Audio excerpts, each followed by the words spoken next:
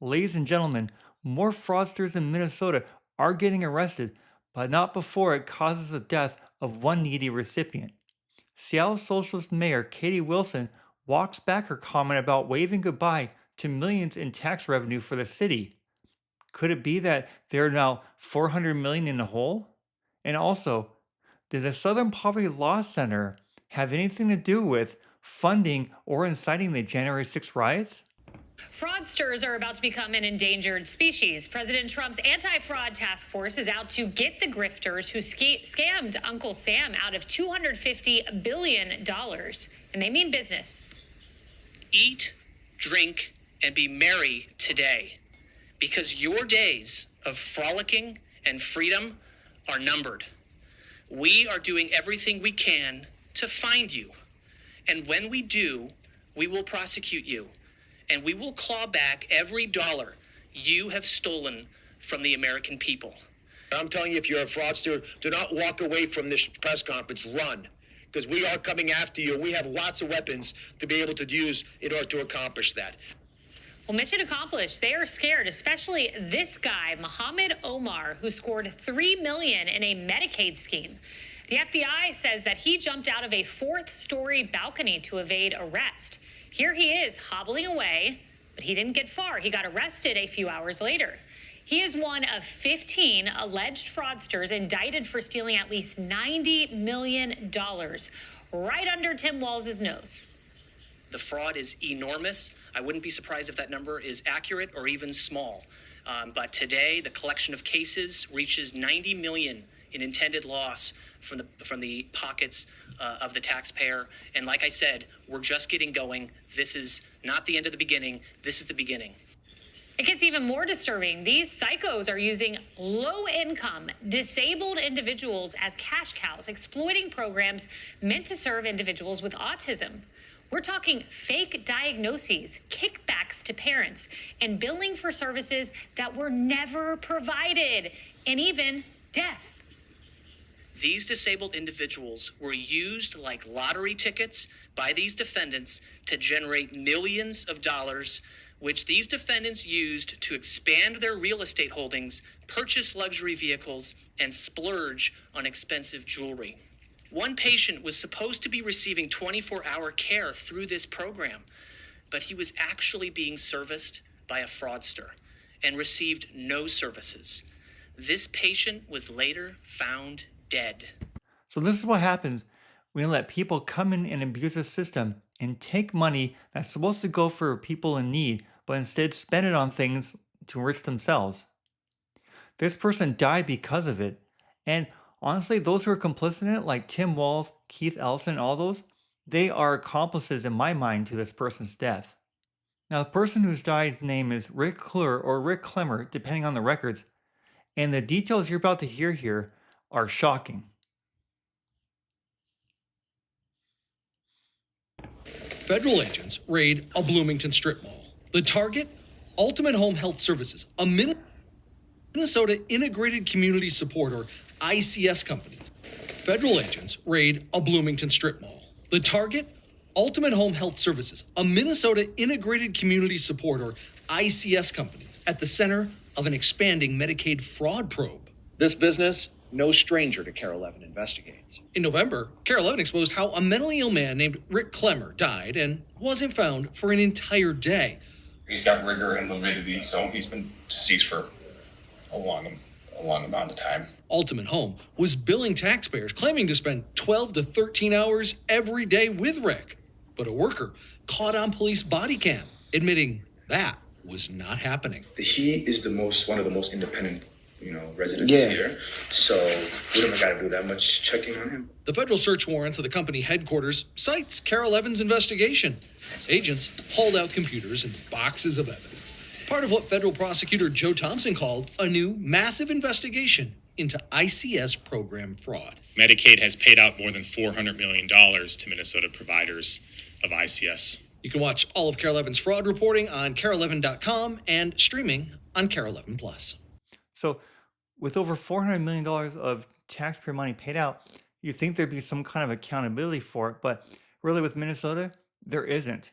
And Now the federal government has really no choice but to look at it, be like, well, we can't give you money if you can't be honest and accountable and keep the safeguards in place. And yeah, there are people who will suffer because of it. But when you keep reimbursing the state who turns a blind eye to this kind of fraud, you just encourage more fraud to happen. So pouring money into it is just going to make it expand and create more trouble, which is going to, of course, take money away from those who need it more so than just withholding funds for a bit from the state as a reimbursement. But officials like Tim Walz haven't shied away from trying to guilt and blame Trump for the withholding of these funds into a fraudulent system. In fact, he claims that what Trump is doing is retribution. We're kind of at a crossroads on the fraud fight. We saw an incredibly damaging continuation of the reckoning and retribution campaign by the Trump administration, a totally illegal and unprecedented in this country's move around Medicaid. And you're going to hear again from the team that's here can explain what's going on with CMS, with Dr. Oz, and then adding the vice president into this. Even though, and you'll hear from this, Minnesota's Medicaid error rates are about 2.1%, the national average is 6.4%. How does taking and punishing children and elderly have anything to do with fighting fraud when that's not where this issue is taking place? So now he finally cares about children and the elderly, even after he just allowed this fraud to happen. And apparently, even went after whistleblowers who were bringing the fraud to his attention that were causing the suffering of these very people that he now claims he's trying to protect from Trump. And now, states do have a way, they do have a rainy day fund to help in these situations. And really, he needs to look at better ways to be independent in some ways, for the state to be independent in some ways to prepare for this. Or, hey, better yet, why not cooperate with the government and look to root out fraud and show the federal government that your spending is responsible? But I digress on that point. So what Tampon Team is trying to do here is just trying to mislead you with this 2.1% state error rate compared to the 6% federal error rate. It's not a matter of fraud. It's regarding clerical administrative errors in regards to incomplete filings or data entry errors, that kind of thing. And that's not misleading or fraudulent because it's just perhaps just negligence, right? Or just bad training. But wait till you hear this. Now, the justice has finally come for the ringleader of the Feeding Our Future Somali fraud ring, but she actually points the finger at the Democrats' own Somali sweetie, Ilhan Omar. You got to check this out. Wow, these people, they are wolves in sheep's clothing. And now the arrests are coming. So are the sentences. Today, Amy Bach, the Minnesota mastermind behind the program Feeding Our Future, which took food out of the mouths of hungry kids, was sentenced to nearly 42 years in prison for the $250 million scheme that stole your money. Amy and her friend said that they used the money to serve 91 million meals to starving kids, but instead they bought Porsches, diamonds, designer handbags. And interestingly enough, during her trial, at least 6 text messages and emails with Congresswoman Ilhan Omar were revealed. She claims she has no ties to the organization, but she's already on Vance's radar for other reasons. Congressman, do you have a response to J.D. Vance saying DOJ is investigating you for potentially violating immigration law? That is not something that is happening. That man is delusional. Oh, it's happening. They're looking into it. She can say that all she wants, but she's not cooperating. She's not going forward. She's not providing documentation or anything. She's just claiming racism and hurling insults. So when we get back to this issue here of people getting arrested for fraud, and Ilhan Omar is asked about her involvement in it, she has this to say. Did you ask Minnesota Democrats to block the subpoena for the investigation of Feeding Our Future on the state level? The House Republicans are considering investigating Feeding Our Future now. Your role in it, would you cooperate with that subpoena and provide documents if they request it here in the House Oversight Committee?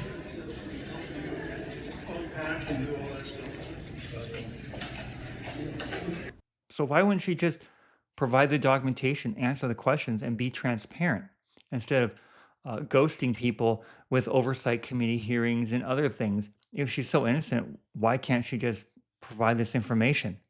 It's all very suspicious, and this is one of the reasons why it's not going away. Now, she can try to ignore reporters and other people as much as she can, but because federal funds were used in the Feeding Our Future scandal and fraud, she could be subpoenaed on a federal level to provide this. In my opinion, I think all these people who committed all this fraud and stole taxpayers' money owe a lifelong debt to them. They should be working hours equivalent to the average wages somebody pays them for the jobs and duties they do, paying back the taxpayers. They need to be subject to hard labor for, in my opinion, 14 hours a day, 7 days a week until it's all paid back. I know that sounds harsh, but we need to have real consequences for these people. And because they stole from the taxpayers, they need to give back to them in some manner. But let me know what you guys think about this. Do you think that that's too harsh? Do you think people need to give back to the system they took from? And not just fraudsters, but anyone who commits a crime. They, in my mind, owe a debt to paying back society for what they've taken. But let me know, what do you guys think in the comments below? So after woke socialist Seattle Mayor Katie Wilson waves goodbye to millionaires and billionaires' tax revenue, suddenly she's having second thoughts. I think the claims that millionaires are going to leave our state are like super overblown. And if, the ones that leave, like, bye. So just weeks after she made those comments, she actually told the New York Times that, quote, "These comments were not productive." So just weeks after she said bye to millionaires, she told the New York Times in an interview that these comments were not productive in the sense that they caused more harm than good. But looks like the harm may already have been done.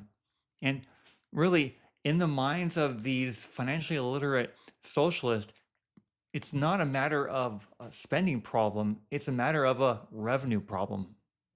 Seattle is facing a projected budget deficit of $488 million over the next 3 years. Mayor Katie Wilson went on the Seattle Channel last week to explain how the city got here. She brought her budget director, Ali Panucci. She asked for the cameras. To her credit, she didn't have to do any of this publicly.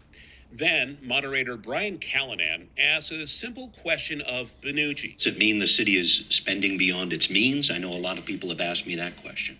I think that what it represents is that, again, I don't think it's spending beyond the means. We're delivering services that people need, and the costs of those services are more than our property taxes, our sales taxes, all the fees that support the city are not growing. So some of the spending involves providing the Mamdani pipe dream of providing free bus transportation for everyone, and of course at the expense of millionaires and profitable businesses in the area. Another one of these spending plans is to create these shelter sites for homeless people, which one Seattle person dealing with addiction has personally experienced and has attested to that they cause more crime and more problems instead of solving more issues. My name's Corey Ratliff. I am a drug addict and homeless. And I just want to speak on the fact that it took me 45 days in jail to finally get my mind right, and hold myself accountable. Before that, I was in the streets all the way from Aurora to Tacoma. And I was being enabled from the city with free pipes, free foil, free housing, places that police can't really come in and do anything about. So now we're encouraging and enabling a drug addict and a homeless to be comfortable in that situation. That does not help the situation. And as I've mentioned in other videos, she's for government-run grocery stores. And on top of that, she's against surveillance cameras to help solve and prevent crime because they could make immigrants and other minorities feel oppressed or vulnerable. So why am I bringing this up? It's because Katie Wilson has created a perfect storm of how to destroy a city by waving goodbye to revenue and creating conditions that keep businesses and people from coming into the community. She's doing just that. Maybe her parents, who have apparently supported her throughout her entire life and even into her 40s, will help with the city's $400 million tax deficit.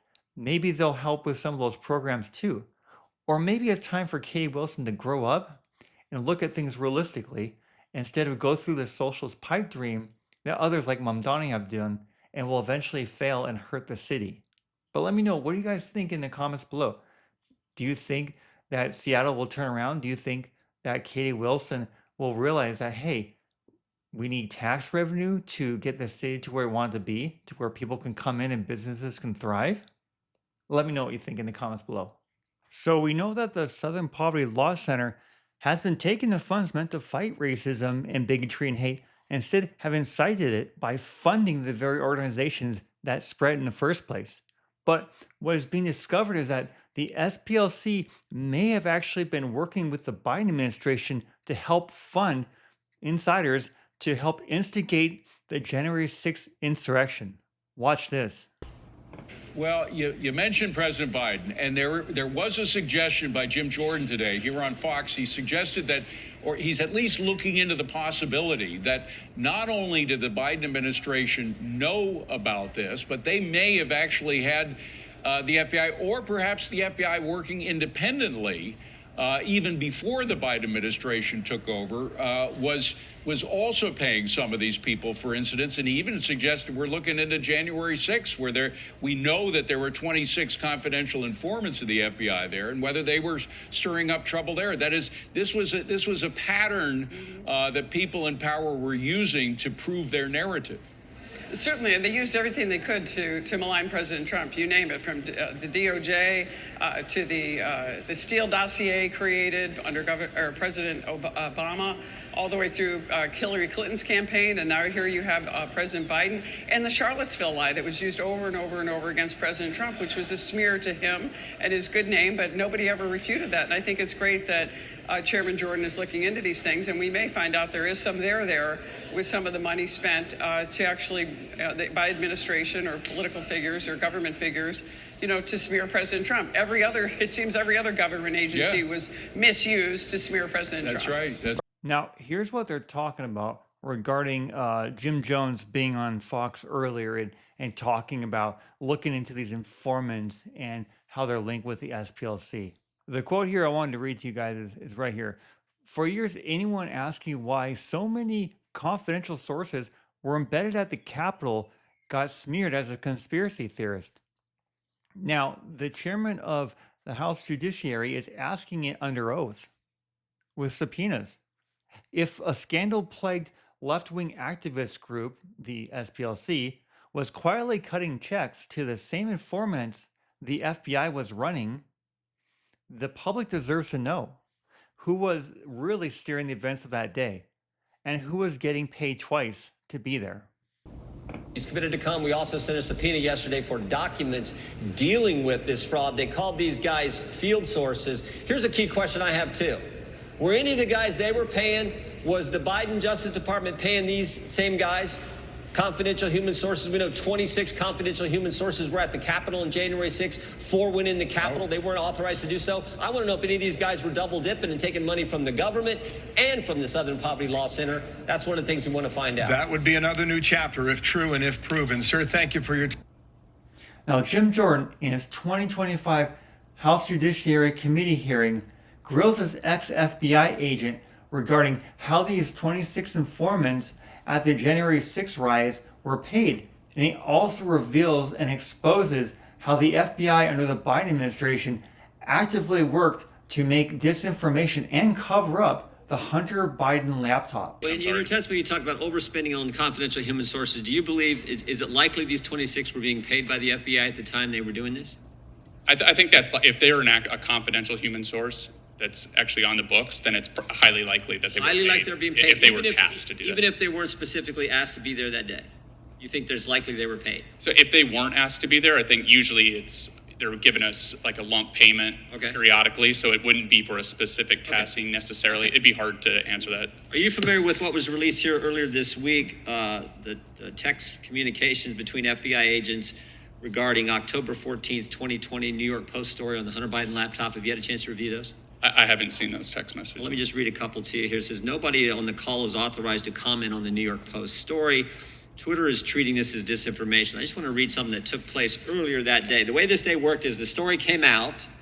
That day, Elvis Chan, a guy with the FBI, is meeting with the tech company, something he did on a regular basis in the run-up to the 2020 presidential election. At that meeting, someone asked, hey, there's this New York Post story. Is the laptop real? And we know this took place because we deposed Mr. Brady Olson, and he gave us this information. And he said, when that question was asked, the response was, yes, the laptop is real. Then we get these text messages, which we didn't have before, we just got them this week, these text messages which relate what happens after that. So the FBI has confirmed to Twitter at a FITF meeting on October 14th that the laptop is real. And then we have these text messages back and forth where they says no one is authorized to comment further. Twitter is treating this as disinformation. You find that troubling that the FBI knew something was real, confirmed it at a meeting, then changed their story and went to no comment, no further comment, and allowed the tech companies to run with the idea that this story was disinformation? Yeah, I do think that's problematic. And I do think the relationships that they tried to build with members of the FBI with these other organizations were problematic. Yeah, and the ranking member said, the Republicans want to say the FBI was political, and what really wasn't the case. If this is not political, I do not know what is. So yeah, that's big. The FBI under the Biden administration is covering up this stuff. What else are they covering up? We really need to see this January 6th information regarding the Southern Poverty Law Center and how they may be involved. Now, this letter here that I want to read a few passages from because it's really quite revealing is from Jim Jordan to Brian Fair, who is the current president of the Southern Poverty Law Center. So the committee is in receipt of your letter dated April 30th, 2026, regarding our request for documents related to the Southern Poverty Law Center's, SPLC's, use of members of extremist groups as quote-unquote field sources and close collaboration with the Biden-Harris administration. Your response failed to include a single responsive document and misrepresented both the timeline and purpose of the committee's oversight. Accordingly, the committee has invoked compulsory process to obtain the requested materials. Now, this letter ends here with letting this Brian Fair know that it's the Supreme Court's obligation and responsibility to conduct this kind of oversight and to look into these kinds of matters.